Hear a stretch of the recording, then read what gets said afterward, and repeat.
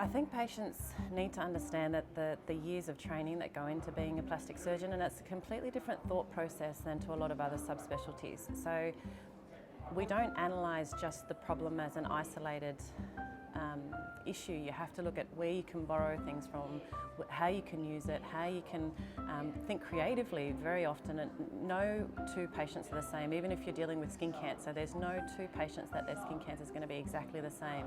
And that's where plastic surgeons have to individualise their treatments and their options for the patients, and being able to communicate with your patient and say, well, why would this option be better for you than this option?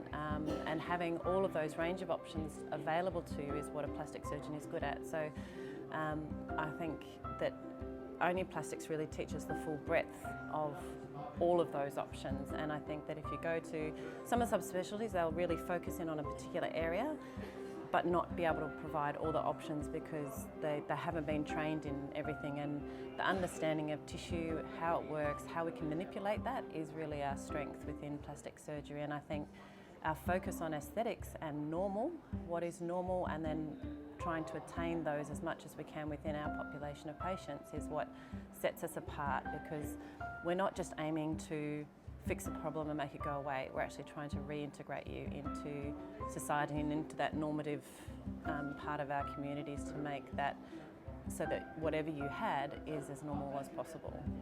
So that's a real gift that I think plastic surgery, over all those years of training, it's little bits that you pick up along the way. You can't learn it in 2 years. You can't do just an add-on fellowship at the end.